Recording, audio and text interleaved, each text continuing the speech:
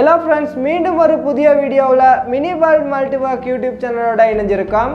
So இன்றைக்கி நம்ம வீடியோவில் இந்த மாதிரியான ஹோலோகிராம் ப்ரொஜெக்டர் ஒன்று எப்படி வீட்டிலே செஞ்சுக்கிறேன்னு சொல்லி தான் பார்க்க போகிறோம்.